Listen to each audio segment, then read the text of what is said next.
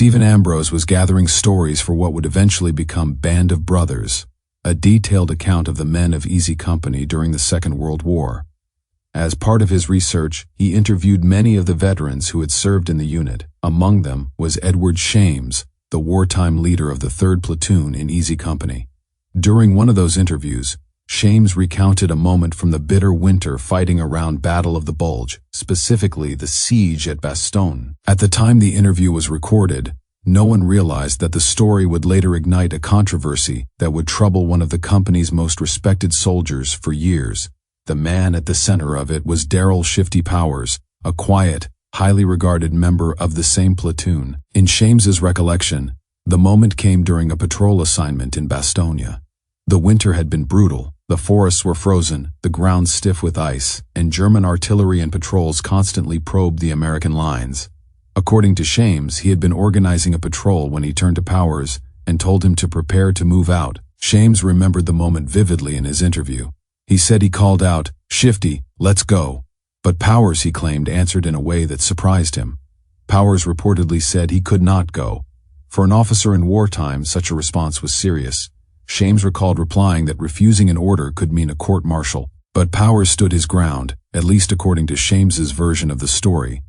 He supposedly told the lieutenant to do whatever he wanted with him. In that tense moment, Shames said he considered his options. Yet he also thought about the soldier standing before him. Powers had already proven himself time and again, quietly volunteering for dangerous tasks, slipping through forests as a scout and sniper, and carrying out every mission he had previously been assigned. In the end, Shames said he made a decision that surprised even himself. Rather than punish the man, he told Powers to get some rest and report back the next day. Shames later explained that he never reported the incident because he believed Powers was an excellent soldier who had simply reached a breaking point after months of relentless combat. To Shames, it had been a moment of human weakness in the middle of an unforgiving war, a reminder that even the toughest soldiers could crack under the strain. But decades later, when the story appeared in Ambrose's book, the man at its center saw it very differently. In fact, when Ambrose later spoke with Powers himself, the conversation seemed friendly and productive. By all accounts, it was a pleasant interview. Yet when the first edition of the book was published, Powers was stunned to read the story that had been included. To him, the event had never happened. In May of 1992, Powers sat down and wrote a letter to Ambrose. His words were polite but unmistakably angry. He returned his copy of the book along with the letter, explaining that the account on page 190 was deeply offensive and completely untrue. In his view, the entire story had been invented in the imagination of Lieutenant Shames. Powers wrote that he had no idea why such a claim would have been made. He speculated that it might have been connected to disagreements he and Shames had had during the war. Whatever the reason, he insisted the story was false. During his entire service, he explained, he had never refused a direct order from an officer or a non-commissioned officer. Nor had he ever refused to go on a patrol when asked. The damage, he said, had already been done. The book had caused him anguish and concern. What had hurt most was that he had hoped Ambrose's work would stand as a truthful account of Easy Company's war years. Instead, the story made it seem as though he had failed in his duty. He ended the letter with a pointed remark. As far as he remembered, Lieutenant Shames had never even led patrols himself. The controversy did not end there. The story lingered in the minds of veterans who had served in the same platoon. One of them was Amos "Buck" Taylor, a former squad leader in the 3rd Platoon.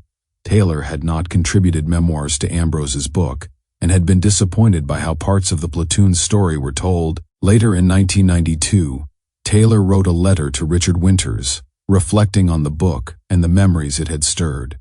Winters, who had become one of the most respected leaders in Easy Company and later served as battalion executive officer during Bastogne, had approved the manuscript before publication. Yet Taylor suggested that even Winters might not have been aware of every detail surrounding the stories included. As Taylor reread the book, he found himself remembering old faces and events from the war.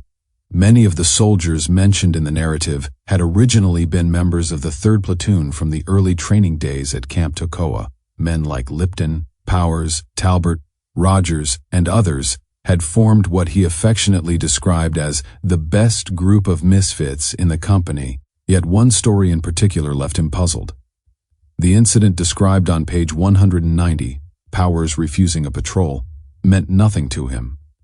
Taylor had been with the platoon on the line in Bastogne until January 10th, and he could not remember any such event.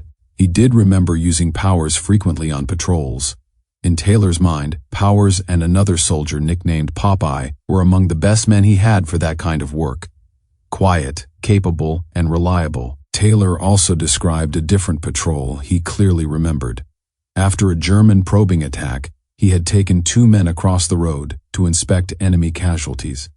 They moved through the snow and trees until they encountered several German soldiers at the edge of a tree line. Both groups spotted each other at the same moment. Rather than fire, Taylor and his men quietly withdrew. Lieutenant Shames, Taylor recalled, had not been part of that patrol. When Taylor returned, Shames was upset and warned that such actions could easily get men killed. By that point in the war, however, Taylor felt confident enough in his experience to make those kinds of judgment calls himself. In his letter to Winters, he admitted he had never held a great deal of respect for Shames as an officer, believing he lacked the experience that the earlier Takwa-trained soldiers had gained together. Despite the disagreements and the lingering bitterness, the controversy eventually reached a quiet resolution. In later editions of Band of Brothers, the disputed page was removed. When the television adaptation, Band of Brothers, was produced years later, the incident was omitted entirely. On screen, Powers was portrayed as the skilled and dependable soldier many veterans remembered.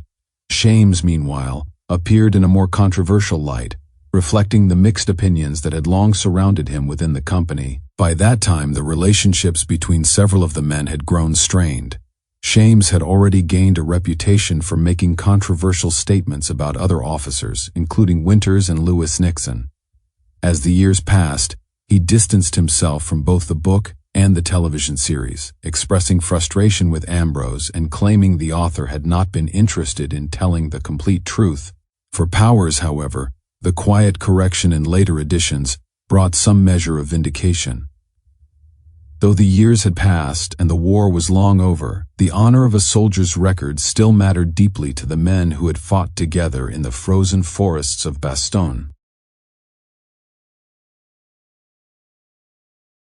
Why would Ed Shames try to diminish Shifty Powers' reputation? Or do you think he possibly had the wrong man? In his own book, Shames did mention the incident but not the name of the individual. Shifty Powers did not mention any such incident in his own book.